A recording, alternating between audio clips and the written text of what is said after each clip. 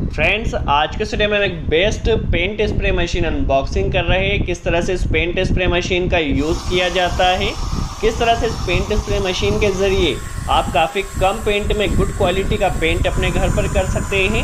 इस paint spray machine का use करते समय आपको क्या क्या प्रिकॉशंस रखना होंगे ताकि आपकी paint spray machine long time तक रन कर सके। चलिए वीडियो स्टार्ट करते हैं। आप देख सकते हैं हमारे पास एक बिल्ड स्किल कंपनी की एक बेस्ट क्वालिटी की पेंट स्प्रे मशीन है। सबसे पहले हम इसकी अनबॉक्सिंग कर लेते हैं। तो अनबॉक्सिंग में सबसे पहले देखिए, इस मशीन के साथ हमें एक गन मिलती है, या आप इसे नोज़ल भी कह सकते हैं, जिसके ज़रिए हमारा पेंट होता है। किस तरह से इस गन को फिट किया जाएगा, किस तरह से पेंट किया जाएगा, वह भी हम प्रैक्टिकली सीखेंगे। देखिए, ये हमारे पास गन है, या आप इसे नोज़ल भी कह सकते हैं। इसके अलावा ये हमारे पास मशीन सेक्शन है। ठीक है, चलिए सबसे पहले हम इसे ओपन कर लेते हैं।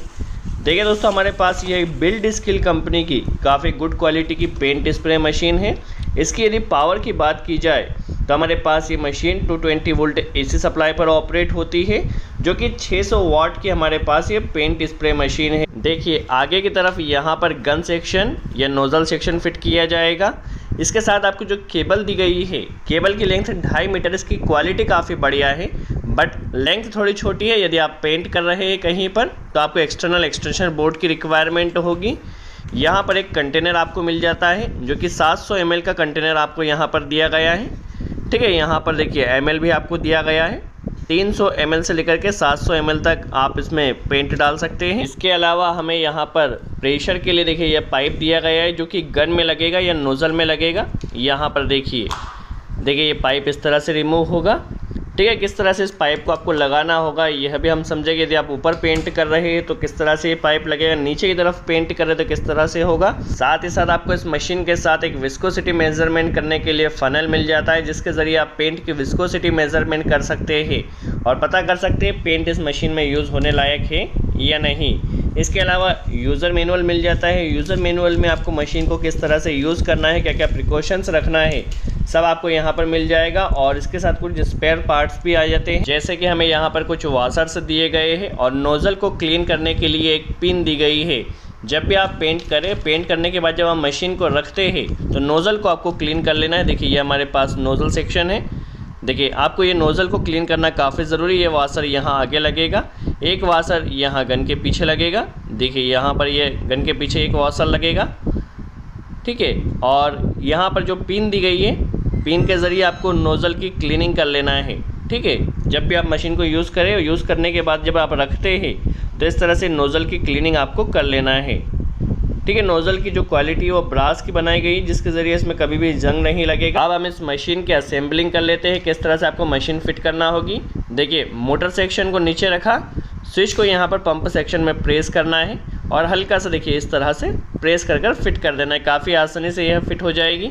और रिमूव करने के लिए स्विच को प्रेस करना है और इस तरह से रिमूव कर देना है। एक बार फिर से देखिए, इस तरह से लेकर और इस तरह से देखिए काफ़ी आसानी से ये फिट हो जाएगी और रिमूव करना काफ़ी आसान है। तो इस तरह से आप मशीन को असेंबल कर सकते हैं। देखिए, एक बार फिर से ये फिट हो गई। अब हमें इसमें कंटेनर को फिट कर लेना है। कंटेनर में देखिए जो आपको ये पाइप दिया गया है, यदि आप पेंट ऊपर की तरफ कर रहे हैं तो पाइप को इस तरह से रखिए। ठीक है, यदि पेंट आप नीचे की तरफ कर रहे हैं तो इस तरह से पाइप को इस तरह से कर लीजिए, ताकि ज़्यादा से ज़्यादा पेंट प्रेशर के साथ आपकी मशीन में आ सके। ठीक है, तो कंटेनर को इस तरह से फिट कर लीजिए। देखिए, हमारी मशीन यहाँ पर फिट हो चुकी है और इस मशीन में पेंट प्रेशर के लिए देखिए यहाँ पर एक स्विच दिया गया है। इस स्विच के ज़रिए आप पेंट के प्रेशर को कम या ज़्यादा अपने रिक्वायरमेंट के अकॉर्डिंग कर सकते हैं। ठीक है, और यहाँ पर पीछे की तरफ इसमें ऑन ऑफ स्विच दिया गया है। देखिए, जब इसे प्रेस करेंगे तो हमारी मशीन ऑन या ऑफ होगी। इसके अलावा एक जॉग व्हील दिया गया है, जिसके ज़रिए आप पेंट के प्रेशर को एक जगह भी कर सकते हैं, या आपको पेंट के प्रेशर को फैलाना हो तो फैला भी जॉग व्हील के ज़रिए सेटिंग कर आप कर सकते हैं। अब हम नोज़ल की सेटिंग समझ लेते हैं। देखिए, मशीन में आगे की तरफ यह नोज़ल दिया गया है। यदि आपको पेंट वर्टिकल करना है, ठीक है, पेंट यदि वर्टिकल चाहिए तो नोज़ल को इस तरह से हॉरिजॉन्टल सेट कीजिए। यदि पेंट आपको हॉरिजॉन्टल चाहिए तो नोज़ल को इस तरह से वर्टिकल सेट कीजिए। ठीक है, आपकी जिस भी तरह की रिक्वायरमेंट हो उस तरह से नोज़ल को सेट कर आप पेंट कर सकते हैं। ठीक है, नोज़ल में अंदर की तरफ देखिए इस तरह से इसे ओपन कर आपको क्लीन करना होगा।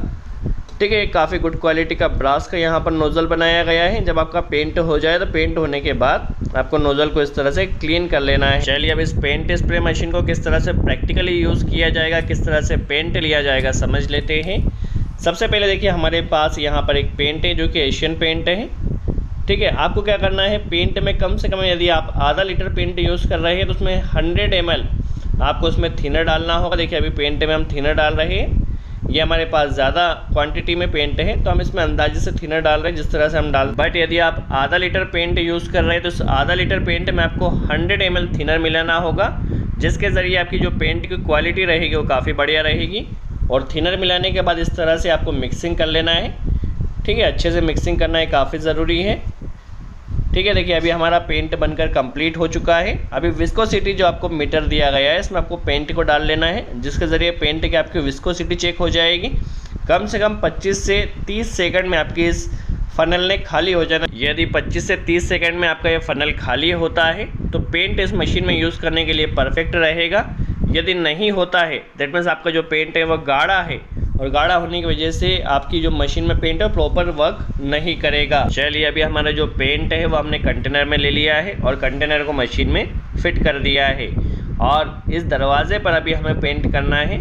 तो पेंट करने से पहले आपकी नोज़ल को पहले सेट कर लीजिए, आपको हॉरिजॉन्टल करना है या वर्टिकल, उसके अकॉर्डिंग पहले आप नोज़ल सेट कर लीजिए। और नोज़ल सेट करने के बाद काफ़ी आसानी से देखिए हमारा पेंट यह हो रहा है। चलिए अभी हम इस दरवाजे पर पेंट कर लेते हैं। देखिए दोस्तों हमारे पास ये जो पेंट हो रहा है काफ़ी गुड क्वालिटी का पेंट हो रहा है, काफ़ी आसानी से हो रहा है। आपको इसके लिए कोई स्पेशल टेक्निक की ज़रूरत नहीं, कोई स्पेशल पर्सन की रिक्वायरमेंट नहीं है, आप खुद से ही आपके घर पर पेंट कर सकते हैं। ठीक है, आपको बस ध्यान यह रखना है कि जो आपके पेंट हो रहा है इसे एक बार में करें, बार बार आप इसे एक ही जगह पर रोटेट नहीं करें। देखिए एक बार में पेंट कीजिए, एक बार में पेंट करते हैं तो जो पेंट की क्वालिटी है काफ़ी अच्छी आएगी। देखिए इस तरह से। देखिए दोस्तों हमारे पास कोई टेक्निकल पर्सन नहीं है, आप खुद से ही आपके घर पर पेंट कर सकते हैं। ठीक है, देखिए इसमें जो शाइनिंग आप देख सकते हैं, शाइनिंग कितनी बढ़िया आ रही है। नॉर्मली यदि आप ब्रश से पेंट करते हैं तो इतनी शाइनिंग नहीं आएगी। साथ ही साथ आपके समय की भी काफ़ी बचत होगी। 5 मिनट के अंदर अंदर हमारे दरवाज़ा पूरी तरह से पेंट हो चुका है, जिसकी क्वालिटी काफ़ी बढ़िया है। शाइनिंग आप चेक कर सकते हैं। तो आप खुद से ही काफ़ी आसानी से आपके घर की किसी भी तरह की पेंटिंग कर सकते हैं।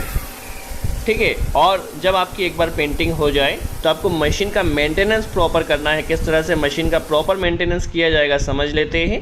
ये काफ़ी ज़रूरी, कई बार कंप्लेन आती है कि मशीन हमारी ख़राब हो गई है।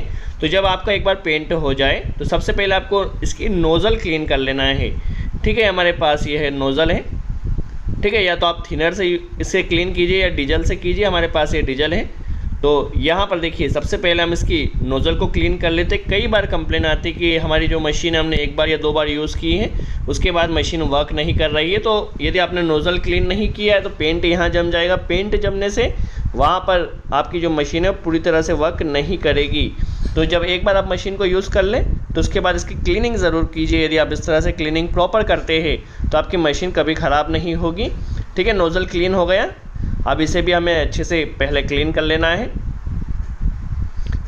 चलिए यहाँ पर भी क्लीन कर लिया है। इसके यहाँ पर जो पाइप का सेक्शन है इसे भी हम रिमूव कर लेते हैं और इसे भी अभी क्लीन कर लेते हैं। यदि आप इस तरह से प्रॉपर क्लीनिंग करते हैं तो आपकी मशीन कभी भी ख़राब नहीं होगी।